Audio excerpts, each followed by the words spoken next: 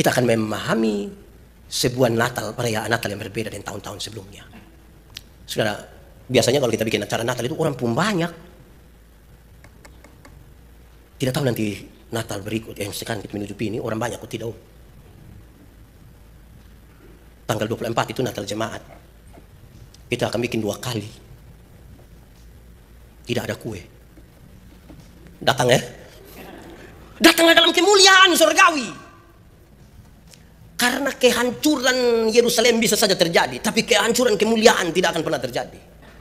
Supaya perayaan ini perayaan yang sangat punya nilai bagi kita.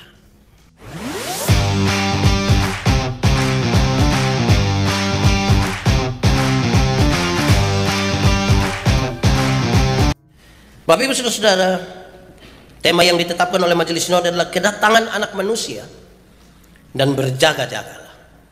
Pembacaannya terambil dari Injil Markus pasal 13, Markus 13 ayat 24 sampai ayat yang ke-37. Markus pasal 13 ayat 24 sampai ayat yang ke-37. Kedatangan Anak Manusia, perumpamaan tentang pohon ara.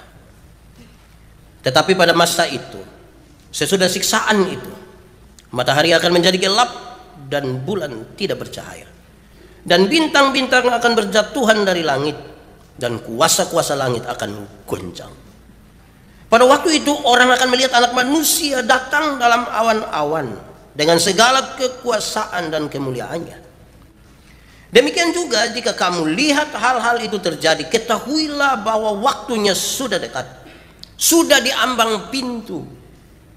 Aku berkata kepadamu, sesungguhnya angkatan ini tidak akan berlalu sebelum semuanya itu terjadi. Langit dan bumi akan berlalu, tetapi perkataanku tidak akan berlalu. Tetapi tentang hari atau saat itu tidak seorang pun yang tahu. Malaikat-malaikat di sorga tidak, dan anak pun tidak, hanya Bapa saja. Nasihat supaya berjaga-jaga. Hati-hatilah dan berjaga-jagalah, sebab kamu tidak tahu bila manakah waktunya tiba. Dan halnya sama seperti seorang yang bepergian, yang meninggalkan rumahnya dan menyerahkan tanggung jawab kepada hamba-hambanya, masing-masing dengan tugasnya, dan memerintahkan penunggu pintu supaya berjaga-jaga. Karena itu berjaga-jagalah, sebab kamu tidak tahu bila manakah tuan rumah itu pulang, menjelang malam atau tengah malam atau larut malam atau pagi-pagi buta, supaya kalau ia tiba-tiba datang, jangan kamu didapati sedang tidur. Apa yang kukatakan kepada kamu, kukatakan kepada semua orang, berjaga-jagalah. Demikian firman Tuhan. Berbahagialah setiap orang yang mendengar firman, memelihara dan melakukan dalam hidup setiap hari. Maranatha. Maranatha, Maranatha, Maranatha. Bapak Ibu Saudara-saudara, Shalom. Sekali lagi Shalom. Yang ada di rumah yang mengikuti ibadah ini via YouTube, via Facebook, Shalom juga buat saudara-saudara. Hari ini tema yang disampaikan oleh Majelis Sinode adalah kedatangan Anak Manusia. Berjaga-jagalah, menantilah dalam kesadaran, berjaga-jagalah, sabarlah, menunggulah. Tapi itu kita tahu sama-sama, kalau menunggu itu kan pekerjaan yang susah toh. Apalagi kalau menunggu tidak dengan pasti, waktunya tidak jelas, apa yang akan terjadi juga kita masih raba-raba, terus kita disuruh untuk menunggu. Aduh, agak bermasalah. Mari kita bayangkan saudara, kalau kita sementara menunggu, apakah yang kita lakukan? Kalau saudara sementara menunggu, apa yang dilakukan? Tergantung di tempat mana kita menunggu toh. Kalau di rumah ya tidur, makan, kerja sedikit, main HP, foto-foto, bikin status, kira-kira begitu. Kalau di jalan, kalau di bandara, Di mana-mana kita menunggu, kita cari kesibukan-kesibukan supaya waktu itu seolah-olah tidak terasa. Ada orang itu menunggu dengan harapan supaya segera datang sudah. Ada orang menunggu begitu, kalau lama lebih dia datang sudah. Tapi ada yang menunggu dengan harapan, coba kalau dia lebih lama baik. Sepuh anak-anak dong itu dong les jam 3 sore. Setiap kali jam 3 pas dong lihat Pak Guru belum datang, kadang-kadang dong bilang, jangan sampai Pak sakit. Hampir-hampir dong semua bilang yes. Tiba-tiba Pak bilang, salam, itu kedong ke karmana kok. Jadi ada yang menunggu, mau supaya segera datang, kalau itu dia bawa yang enak-enak. Tapi kalau bawa beban, bawa pekerjaan itu lebih dia jangan datang dulu lah, kira-kira begitu. Saudara-saudara, lalu untuk maksud tema itu kita belajar dari pembacaan ini. Pembacaan ini harus kita mulai dari konteksnya supaya kita paham dulu konteksnya. Kenapa? Karena konteksnya sangat syarat dengan kehidupan orang Yahudi, bukan kita. Karena itu kita tahu dulu konteksnya seperti apa, baru kita tarik untuk memberi jawab terhadap pergumulan konteks tema dan konteks kita hari ini di sini. Saudara-saudara, konteks dari pembacaan ini adalah kira-kira Yesus sementara bersama-sama dengan 4 muridnya. Kalau kita baca pasal 13 kita tahu itu, ayat 1 dong kasih tahu, ayat 2, ayat 3, ayat 4. Yesus sementara bersama-sama dengan murid-muridnya. Petrus, Yakobus, Yohanes, Andreas. Yesus sementara sama-sama dengan mereka. Mereka baru saja keluar dari bait Allah. Lalu untuk menyatakan sejumlah hal yang kita baca tadi, Yesus sementara bersama-sama dengan mereka di Bukit Zaitun, menghadap ke bait Allah. Jadi mereka ada di bukit, duduk sama-sama, mungkin goyang-goyang kaki sedikit, sambil melihat ke bait Allah. Dan Yesus mulai mengajar mereka. Ini pelajaran khusus bagi murid-muridnya, untuk mereka memahami sesuatu tentang kedatangan Tuhan. Mereka sementara membayangkan bait Allah. Saya membayangkan saudara, kalau kita bercerita dengan orang di hadapan sesuatu yang besar, kita suka mengandai-andai, memberi gambaran, atau coba berpikir sesuatu. Kalau kita ada di pinggir laut, kita akan berpikir kira-kira apa yang ada di sana. Kalau kita ada di bawah gunung dan sementara menatap ke atas gunung itu, kita pikir, oh coba kapan saya sampai di sana. Kalau kita ada di macam-macam tempat, kita bisa saja coba masukkan itu semua di sini. Dan sekarang konteksnya adalah mereka ada berhadapan dan melihat bait Allah. Seperti apakah bait Allah itu? Bait Allah itu ada 2. Berturut-turut dibangun. Yang pertama saudara, bait Allah yang dibangun oleh Salomo, dibangun di sekitar abad ke-10 sebelum Masehi, untuk menggantikan kemah suci bangsa Israel. Bangunan bait Allah yang pertama yang dibangun oleh Salomo ini dihancurkan oleh Babel di bawah Nebukadnezar. Kira-kira tahun 586 sebelum Masehi. Bait Allah yang kedua adalah bait Allah yang dibangun oleh Yehuda, bangsa Yehuda setelah mereka kembali dari pembuangan di Babel.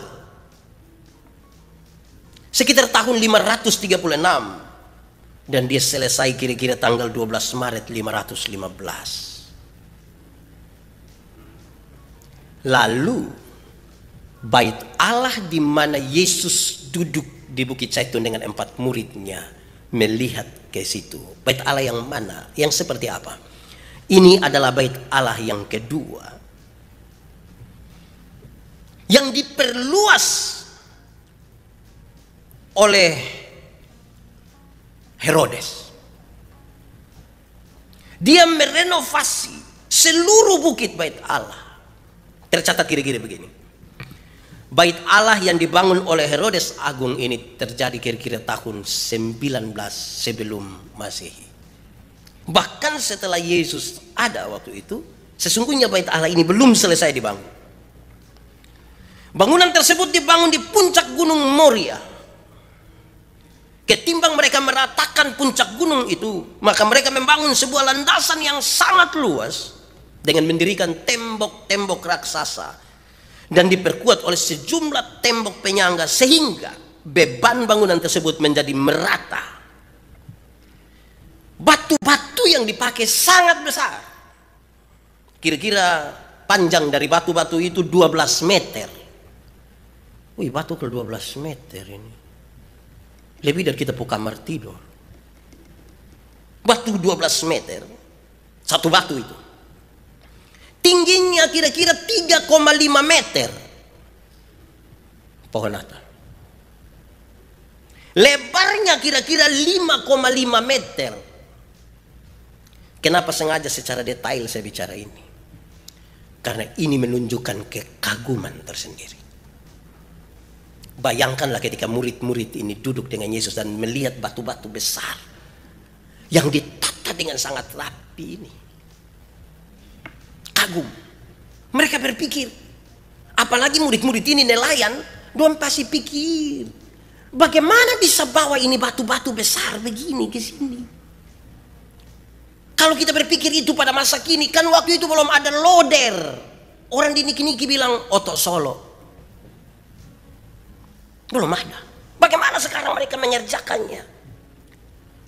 Ini sangat mengagumkan. Terlalu mengagumkan.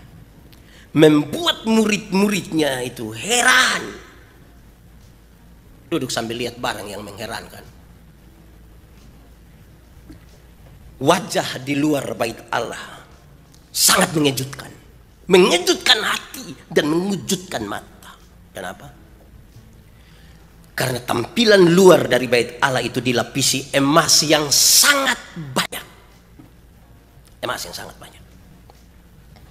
Sehingga ketika tertimpa cahaya matahari pagi, ketika matahari pagi kena dia itu emas yang sangat banyak. Terpantullah cahaya yang sangat menyilaukan. Sehingga tidak ada mata manusia yang mampu menatap kepada cahaya itu. Terlalu menyilaukan. Sudah mengagumkan. Sekarang sudah terbuat dari batu yang hebat. Emas yang menyilaukan sekali. Karena itu bait Allah waktu itu, di mana Yesus dan murid-murid duduk dan menatap kepada bait Allah itu menjadi sebuah puncak seni, prestasi, puncak arsitektur, menjadi keajaiban dunia.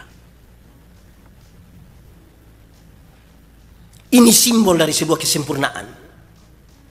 Dan banyak orang ketika mereka melihat hal itu, mereka memimpikan supaya bisa hidup semewah dan sesempurna itu. Kira-kira itu konteksnya begitu. Saya berharap saudara ingat baik-baik. Mereka lagi berhadapan dengan sesuatu yang sangat mengagumkan, yang sangat mengherankan, hasil buatan tangan manusia. Mimpi-mimpi sangat besar untuk ada di situ. Siapapun ketika dia melihat arsitektur yang bagus, seni yang bagus, dia merindukan itu. Saudara, mari kita lihat teksnya. Pembacaan ini kemudian memberi pesan-pesan yang menarik. Bahwa ternyata segala sesuatu justru bergerak kepada Kristus, tidak bergerak ke bait Allah. Saya ulangi kalimat ini. Segala sesuatu bergerak ke arah Kristus, tidak kepada bait Allah yang sangat-sangat mengherankan itu. Kristus menjadi pusat. Sehingga Yesus menasihatkan kepada mereka, jangan kamu terkecoh dengan apapun. Tidak boleh terkecoh. Engkau tidak boleh terkecoh dengan Mesias palsu.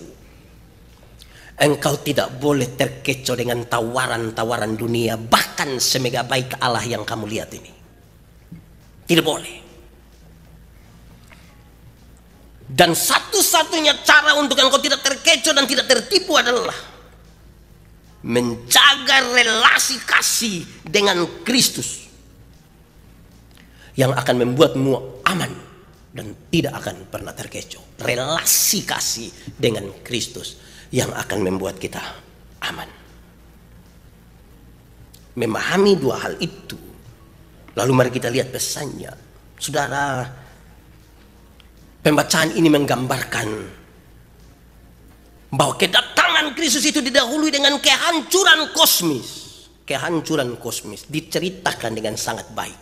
Matahari tidak akan bercahaya, bulan pun tidak, bintang-bintang akan berjatuhan ke bumi, gelap gulita, didahului dari sebuah kehancuran kosmis ini. Merenungkan firman ini, saya membayangkan saudara, kalau ada satu waktu di mana matahari tidak bersinar, bulan tidak bersinar, bintang-bintang jatuh. Jadi apa ini dunia? Saudara tidak bisa mengatakan, Pak Pendeta, biar matahari tidak bersinar, yang penting PLN hidup. Tidak bisa. Karena kalau matahari sudah tidak bersinar, itu petugas PLN sudah tidak pergi kantor lagi. Bayangkanlah sebuah keadaan yang buruk sekali. Gelap gulita. Yesus melihat nasib Yerusalem.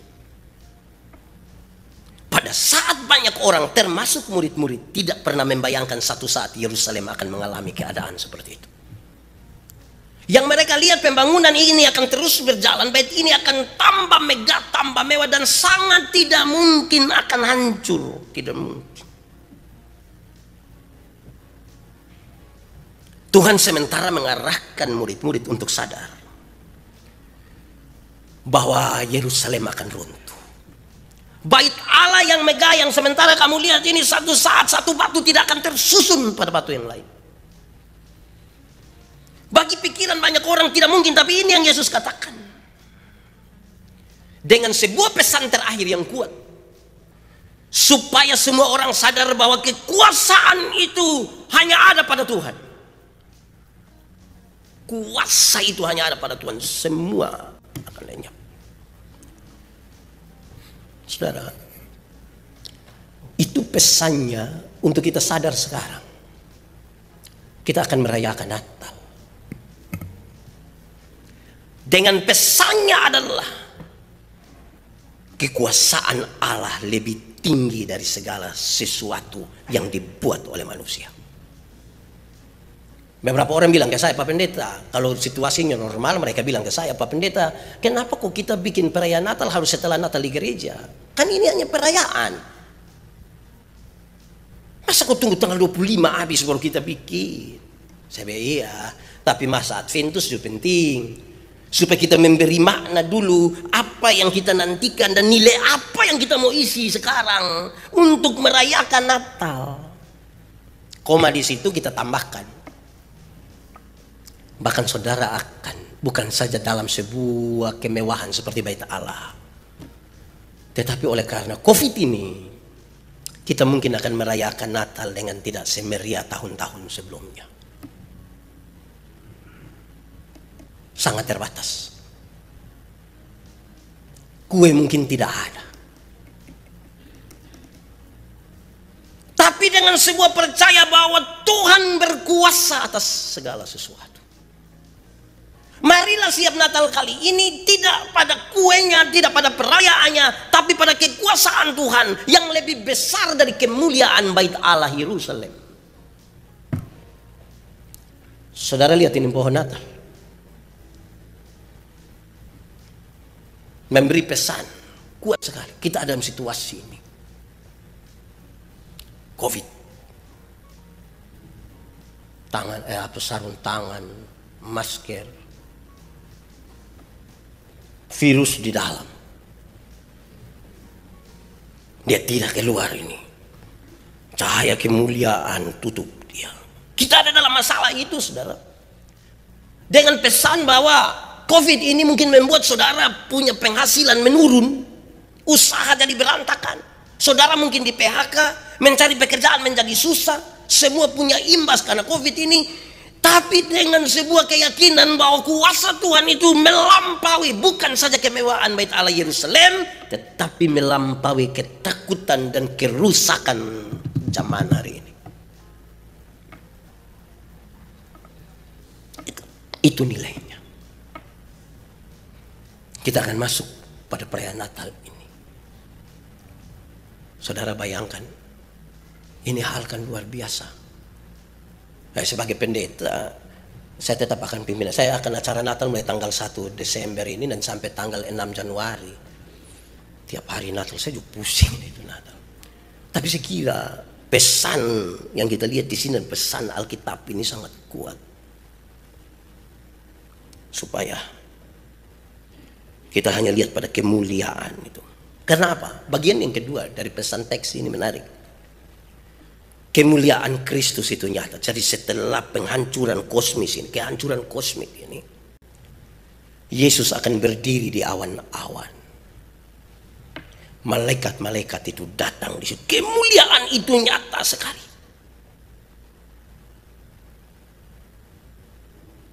Kedatangan Tuhan itu menjadi pasti sekali. Saudara, Yesus bilang belajarlah dari pohon ara. Pohon ara itu tumbuh dan berbuah mendahului daun. Pada waktu pohon ara mau berbuah, biasanya pohon ara menunjukkan ciri-ciri khusus. Ada yang pernah lihat pohon ara kok? Saya juga belum pernah. Saudara pikir saya pernah, saya juga belum. Tapi kan saya harus cari tahu, jadi saya cari tahu dia tulis begini. Biasanya pohon ara itu menunjukkan ciri-ciri khusus, yaitu rantingnya akan melembut dan mulai bertunas. Bagi orang Israel, ranting yang mulai bertunas menjadi satu petunjuk bahwa sebentar lagi akan tiba musim panas. Biasanya pada bulan Februari, dan pada bulan April nanti buah pohon ara benar-benar telah matang, yaitu pada saat daunnya mulai keluar semua. Pohon lain itu daun dulu baru buah. Ini pohon terbalik, buah dulu baru daun. Yesus bilang kalau itu engkau bisa membaca, maka harusnya engkau juga bisa membaca zaman ini. Engkau harus punya kesadaran. Tidak usah berspekulasi tentang hari itu. Kenapa? Karena masyarakat Yahudi itu sesungguhnya sangat percaya bahwa waktunya akan datang, yaitu hari Tuhan. Mereka akan tinggal di tempat yang layak. Hari Tuhan itu dimengerti sebagai Tuhan akan turun tangan langsung, akan memenangkan sebuah tempat bagi mereka. Dunia ini dianggap jahat sehingga dunia ini perlu dihancurkan. Baru ada sebuah ciptaan bumi baru, langit baru, dan mereka menanti-nantikan pembaharuan itu. Di masa perjanjian lama dan perjanjian baru, ada masa di mana masyarakat Yahudi tidak mengalami kemerdekaan. Mereka mengalami penjajahan. Sehingga sangat wajar mereka berharap kepada datangnya hari Tuhan. Tuhan yang bekerja. Tapi itu dalam pengertian Yahudi.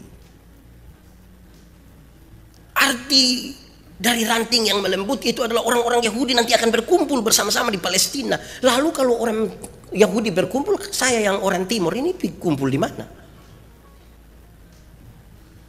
Jadi kemudian dia membawa kita kepada sesuatu, bahwa Yesus tidak sementara berpikir hanya soal pembebasan politik dari masyarakat Yahudi. Tetapi semua orang yang percaya kepadanya, kita akan berkumpul dalam kemuliaan Allah. Di mana? Di sorga. Kita berkumpul dalam kemuliaan Allah di sorga. Supaya bukan Yahudi saja, Timor juga, Rote, Sabu, Alor, Jawa, Sumatera, Batak, Batak semua kumpul di situ. Mantap toh? Jadi semua orang yang percaya kepada Tuhan akan dikumpulkan bersama dalam kemuliaannya. Dalam dua pesan ini sekarang kita pahami, saudara. Kita akan memahami sebuah Natal, perayaan Natal yang berbeda dengan tahun-tahun sebelumnya. Saudara, Biasanya kalau kita bikin acara Natal itu orang pun banyak. Tidak tahu nanti Natal berikut yang sekarang kita menuju ini orang banyak atau tidak. Tanggal 24 itu Natal jemaat. Kita akan bikin 2 kali. Tidak ada kue. Datang ya. Datanglah dalam kemuliaan surgawi. Karena kehancuran Yerusalem bisa saja terjadi, tapi kehancuran kemuliaan tidak akan pernah terjadi. Supaya perayaan ini perayaan yang sangat punya nilai bagi kita. Nilai. Dan saya kira saudara-saudara, nilai itu yang kita butuh. Kita sudah tidak lihat lagi pada kemasannya, pada peruntungan ekonomis atau lain-lain. Sekarang lebih kepada nilai itu di tengah-tengah masa sukar sengsara ini. Karena itu, yang ketiga saya ingin katakan, kedatangan Tuhan itu pasti. Karena itu percayalah kepada firman dan jangan percaya kepada ramalan. Jangan percaya pada ramalan. Percayalah kepada firman. Berhenti sudah ramalan-ramalan. Karena ramalan itu kadang-kadang tak salah. Satu saat kami tunggu-tunggu sapung ipar mau melahirkan. Ini permisi mah supaya ini apa lagi? Nah, itu sudah dari jam 9 atau setengah 10 malam. So, jam 4 pagi ini belum melahirkan ini. Saya lihat dia pun suami, saya pun kakak ini sangat gelisah. Sangat gelisah. Ini orang tukang main gila, mah itu hari saya lihat dia pun istri sakit, dia tidak berani main gila. Dia mau berdoa. Terus setelah kami ada pikiran dengan ini barang, ada satu nenek yang bantu-bantu dia keluar masuk, tiba-tiba dia datang sampai di kami, dia bilang, sudah. Sedikit lagi sudah. Hanya 2 kemungkinan. Kalau bukan anak laki-laki, pasti anak perempuan. Betul itu nenek itu. Nenek kalau begitu son perlu nenek-nenek yang omong beta juga bisa. Kok kalau bukan anak laki-laki, anak perempuan. Pas dia omong begitu langsung bilang, ada rokok kok. Nenek kalau meminta rokok omong. Tidak usah percaya pada ramalan, percayalah kepada firman Tuhan. Ada satu waktu orang datang bilang di saya, saya masih ada di kantor sinode, mereka bilang, Pak Pendeta siap kita berangkat ke Jogja Pak. Kami beli tiket siap semua, akomodasi, transportasi Pak berangkat. Kenapa? Ada satu kelompok tertentu yang sudah tahu bahwa mereka dapat petunjuk ini dunia akan dunia kiamat tahun 2030. Dan saya juga pusing. Saya bilang begini, menurut saudara, Alkitab yang kita baca ini sudah selesai ditulis atau masih perlu ditulis lagi? Dia bilang, sudah selesai Pak. Saya bilang, kalau memang sudah selesai ditulis, ini Alkitab yang sudah selesai ditulis, ini bilang itu waktu tidak tahu. Karena sampai kamu sudah tahu tahun 2030. Itu kamu bisa. Saya tidak bisa. Karena itu dalam pemberitaan ini saya ingin sampaikan kepada saudara bahwa waktunya tidak diketahui. Anak pun tidak. Perkataan ini sangat berkaitan dengan sindiran Yesus kepada orang-orang yang secara sengaja mengatur dan menjadwalkan kedatangan Yesus.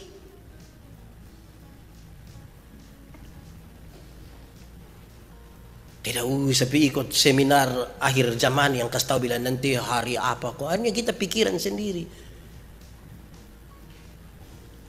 Yang kedua, angkatan ini masih akan ada sebelum pada waktu itu. Yang Yesus maksudkan adalah di tahun 70 ketika Jenderal Titus menghancurkan Yerusalem dan meruntuhkan Bait Allah, kamu akan masih ada dan melihat itu. Angkatan ini akan melihat. Jadi sejak awal dalam khotbah ini saya tidak mau membawa kita untuk beromong tentang akhir zaman, saya akan membawa kita sekarang untuk memahami tentang sebuah situasi di mana kita harus berpegang tetap kepada kuasa Allah, kemuliaan Allah, supaya kita tetap menjalankan hidup ini dengan normal dalam kuasa itu. Kenapa? Karena bagian yang ketiga, ini bagian terakhir. Yesus bilang berjaga-jagalah. Dia pakai perumpamaan bilang begini. Ada satu tuan jalan dan meninggalkan rumah bagi pembantu-pembantu, hamba-hambanya. Dia kasih tahu tugas-tugas mereka, terus dia jalan. Waktu dia pergi ke sana, dia tidak kasih tahu dia kapan pulang. Kalau saudara dan saya adalah pembantu dari rumah itu, dari tuan itu yang menjaga rumahnya, tolong jawab, kira-kira apa yang perlu kita lakukan? Yang perlu kita lakukan adalah jalankan saja yang dia suruh. Cukup jalankan dia suruh. Kalau dia suruh bilang pel, bangun pagi pel. Kalau dia suruh kasih hidup lampu, kasih hidup lampu. Kalau dia bilang nanti tolong buka itu kaca dong, kolap, lakukan saja. Kalau dia bilang ingat jangan buka gudang, lakukan saja. Tidak perlu dia pakai bikin takut. Tidak perlu. Kamu kalau buka nanti ada naga di dalam. Tidak perlu sampai itu. Cukup dengar saja dia bilang tidak usah buka, cukup. Tidak usah sesama pembantu saling bakas takut bilang, Lupite, CCTV. Tidak perlu. Lakukan saja. Saudara tahu, pembantu yang mengerjakan tugas, dia tidak peduli kapan bab tua mau datang. Dia peduli. Mau datang sebentar malam, datang. Kan dia ada kerja tugas. Yang biasa bertanya banyak-banyak itu karena dia lagi tidak kerja tugas. Kita baru gas oto jalan kira-kira barang 1-2 jam dia sudah telepon. Ini Aci Jamara betelpon tadi orang ada datang cari. Ma beta kasih tahu bilang Aci ada berangkat. Nah terus dong ada tanya bilang kapan Aci pulang. Itu jam percaya drama itu. Yang datang itu dia kawan. Datang don 2 foto sampai don 2 pemilik rumah di situ. Jangan percaya. Dia biasa cek-cek itu kan dia ada dia mau. Kalau orang mengerjakan pekerjaannya dengan baik, saudara, tuan rumah datang dia duduk pangku kaki di muka rumah di teras tidak ada soal. Santai-santai saja. Biasa yang belum kerja itu yang tiba-tiba tuan rumah pun sampai mati su, kota belum kas makan babi mati. Yang belum kerja yang akan begitu. Tapi yang kerja dia datang, duduk santai, bos pipip dia buka pintu, sudah datang, ada bekas apa? Hanya ini minta maaf, son sebanding dan minta jaga rumah.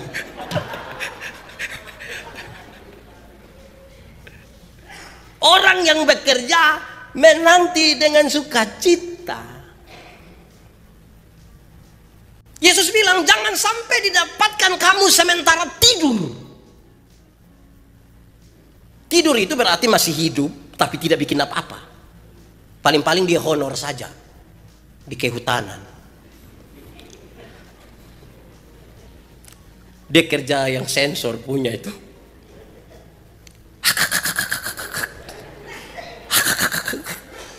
Itu pohon-pohon kabesak itu dia potong satu-satu. Dia hidup tapi tidak bikin apa-apa. Karena itu saudara-saudara, tidak usah bertanya kapan dia datang. Tapi lakukanlah pekerjaanmu. Yang dimaksud dengan pekerjaan ini bukan sebuah pekerjaan profesional saja, bukan soal itu. Tapi lakukanlah fungsi-fungsimu. Sebagai suami, laksanakan fungsi sebagai suami. Sebagai istri, laksanakan fungsi sebagai istri. Sebagai anak-anak, laksanakan fungsi sebagai anak-anak. Sebagai orang tua, laksanakan fungsi. Tidak apa-apa. Dia datang, dilihat, oh ternyata mereka itu sementara melakukan kasih itu. Saya merenungkan bagian ini, saudara-saudara.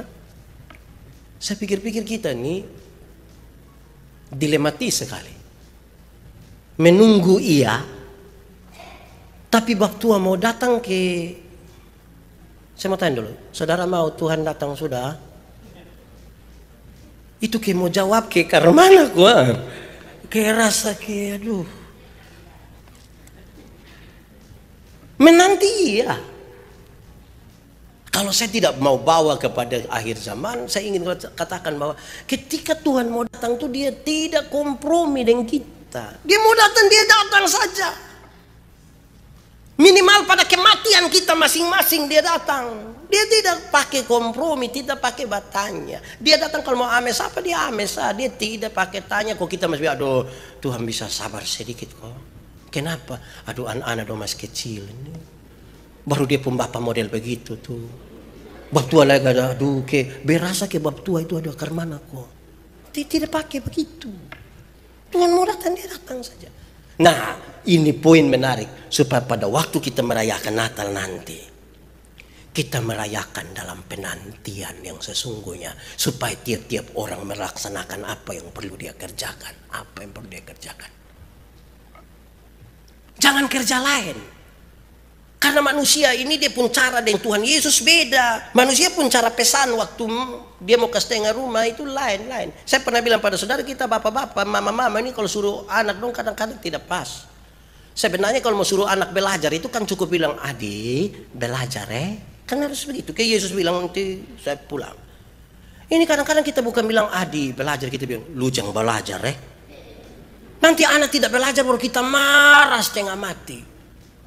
Sebenarnya kalau mau suruh anak jaga rumah itu kan kita omong gampang saja. Adik nanti jaga rumah Tapi saya biasa lu jangan jaga rumah Nanti anak tidak ada jaga rumah baru kita marah. Lama-lama kita perintah apa-apa anak do rekam. Terus kita bilang tadi bapak sudah hebat, tadi bapak omong bilang tidak jaga. Jadi kita ada pada situasi yang sangat dilematis. Di satu sisi kita rindu menanti kedatangan Tuhan. Satu sisi kita jangan dulu kau Tuhan. Jadi mari kita pastikan kita sementara ada mempersiapkan diri merayakan Natal tahun ini di tengah-tengah sebuah kondisi kehancuran kosmis saya ngomong begitu. Tapi dengan satu kemahakuasaan Allah, kemuliaan Allah, sambil kita percaya bahwa janji Tuhan itu ya, dia bilang begini, matahari bulan dong akan berakhir, tapi firmanku tetap. Pasti sekali. Pasti. Tapi jangan tanya kapan. Laksanakanlah tugas. Laksanakanlah tugas. Kerjakanlah dengan baik. Fungsikanlah semua yang ada pada kita ini dengan baik. Selagi masih ada waktu. Selagi dia berkenan untuk dicari. Mari kita tunduk kepala di hadapan Tuhan Allah. Kita angkat hati kita pada Tuhan. Firman Tuhan berkata kalau kamu dengar suaranya jangan keraskan hatimu. Minta Roh Kudus lembutkan setiap hati yang keras. Kita berdoa supaya kita dalam perayaan ini betul kita menanti Tuhan. Maha kuasanya Tuhan, kemuliaannya Tuhan. Dan biar kita menikmati hari-hari ini dengan baik. Tuhan, terima kasih. Engkau mengajarkan sesuatu buat kami dalam masa-masa ini. Sinar kemuliaan-Mu terlalu besar bagi kami. Biarlah apa yang menjadi kebanggaan kami tidak melebihi kebanggaan kami karena kami tinggal dan menanti-nantikan Tuhan. Tolonglah supaya kami membangun hidup ini dalam tanggung jawab yang Tuhan berikan buat kami. Pastikan firman-Mu itu ada dalam hidup kami Tuhan, biar bertumbuh dan berbuah. Terpujilah nama Tuhan. Dalam nama Yesus kami berdoa.